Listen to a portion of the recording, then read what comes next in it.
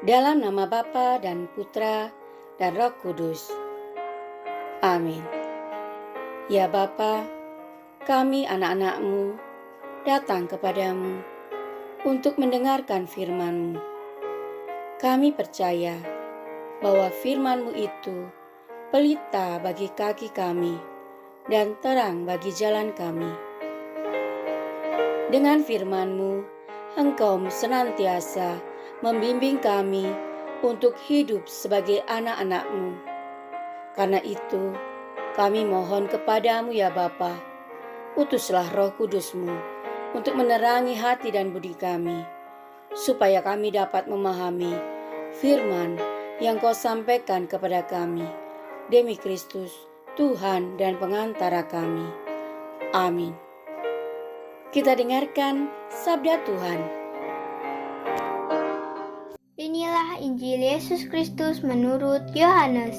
Ada seorang yang sedang sakit namanya Lazarus. Ia tinggal di Betania, kampung Maria dan adiknya Marta. Maria ialah perempuan yang pernah meminyaki kaki Tuhan dengan minyakmu dan menyekanya dengan rambutnya. Dan Lazarus yang sakit itu adalah saudaranya. Kedua perempuan itu mengirim kabar kepada Yesus. Tuhan, dia yang engkau kasihi sakit.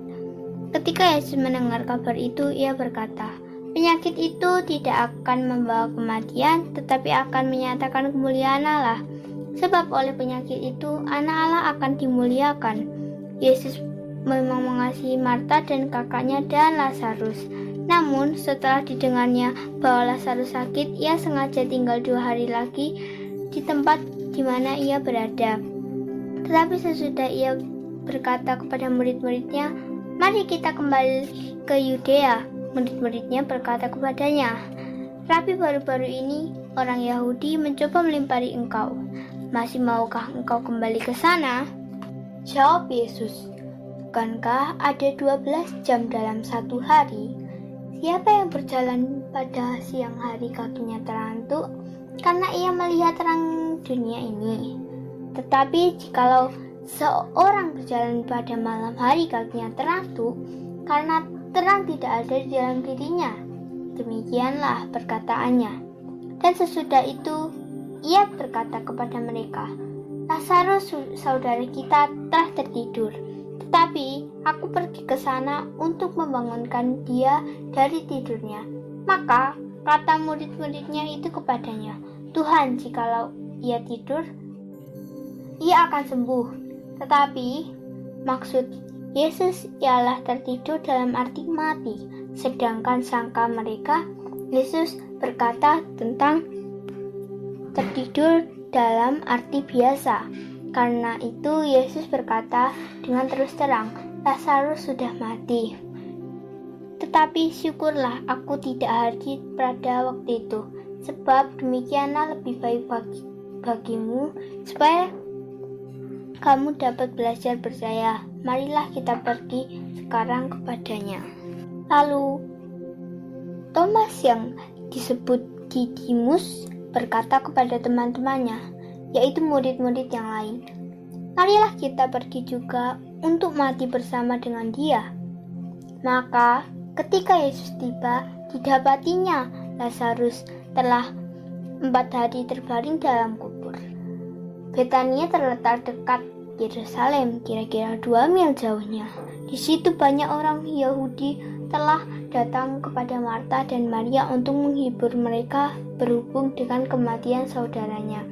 Ketika Marta mendengar bahwa Yesus datang, ia pergi mendapatkannya. Tetapi Maria tinggal di rumah. Maka kata Marta kepada Yesus, Tuhan, sekiranya engkau ada di sini, saudaraku pasti tidak mati. Tetapi sekarang pun aku tahu bahwa Allah akan memberikan kepadamu segala sesuatu yang engkau minta kepadanya. Kata Yesus kepada Marta, saudaramu akan bangkit. Kata Marta kepadanya, aku tahu bahwa ia akan bangkit pada akhir zaman. Jawab Yesus, akulah kebangkitan dan hidup. Barang siapa percaya kepadaku, ia akan hidup walaupun ia sudah mati. dan setiap orang yang hidup yang percaya kepadaku tidak akan mati selama-lamanya.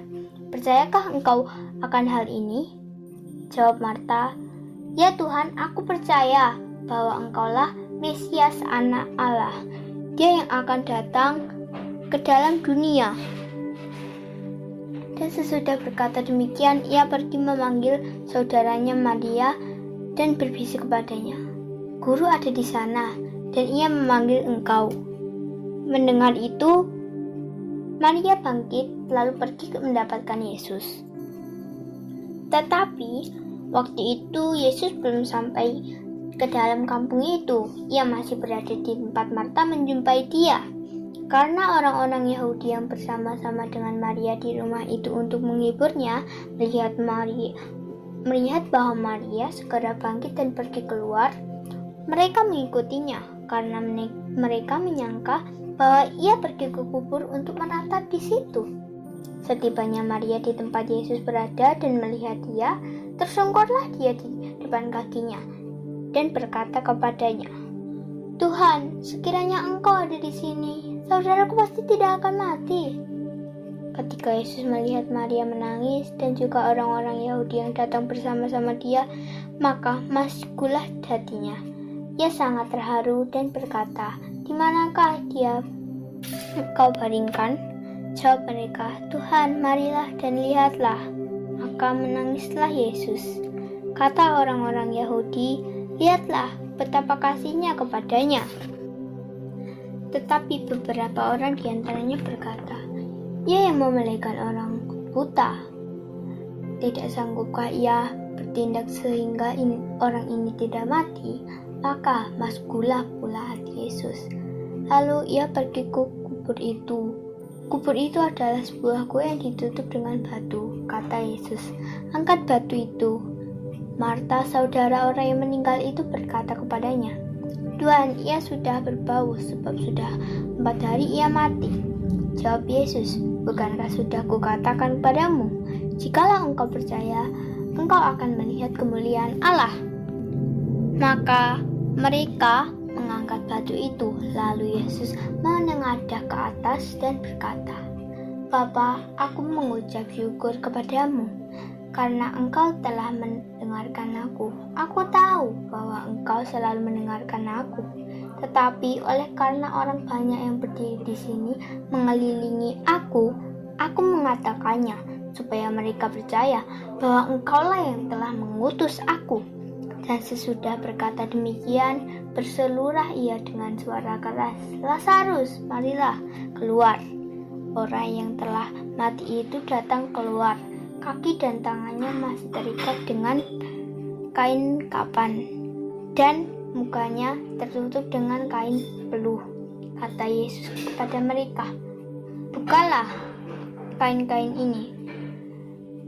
itu dan biarkan ia pergi. Banyak di antara orang Yahudi yang datang melawat Maria dan menyaksikan sendiri apa yang telah dibuat Yesus, percaya kepadanya. Demikianlah Injil Tuhan. Terpujilah Kristus. Semangat pagi adik-adikku yang terkasih. Kita sudah mendengarkan bacaan Injil yang diambil dari Yohanes 11 ayat 1 sampai 45. Dari bacaan Injil hari ini, kita mengetahui bahwa Tuhan Yesus sangat mengasihi Lazarus dan keluarganya. Lazarus yang sakit kemudian meninggal dunia. Tuhan Yesus lalu datang ke makam dan membangkitkan Lazarus yang sudah meninggal itu. Seperti Tuhan Yesus mengasihi keluarga Lazarus, Tuhan Yesus juga mengasihi keluarga kita masing-masing. Nah, kalau Tuhan Yesus mengasihi adik-adik dan mengasihi keluarga adik-adik, maka adik-adik sendiri juga harus mengasihi orang tua, kakak, dan adik masing-masing. Jangan lupa untuk tetap menjaga kesehatan keluarga dengan mematuhi protokol kesehatan dan juga hidup sehat. Jika ada keluarga yang sakit, ingat untuk senantiasa berdoa kepada Tuhan agar diberi kesembuhan dan kekuatan. Demikian renungan kita hari ini. Marilah kita berdoa. Ya Bapa, kami bersyukur kepadamu karena firman-Mu yang telah Kau sampaikan kepada kami, dan karena Roh Kudus yang Kau curahkan atas diri kami. Bantulah kami, supaya firman yang Kau taburkan dalam diri kami senantiasa membimbing kami untuk hidup sebagai anak-anak-Mu. Kobarkanlah dalam diri kami kasih kepadamu dan kepada sesama kami, supaya kami senantiasa mengasihi Engkau, Bapa kami, dan mengasihi sesama kami, demi Kristus, Tuhan kami. Amin. Dalam nama Bapa dan Putra dan Roh Kudus. Amin.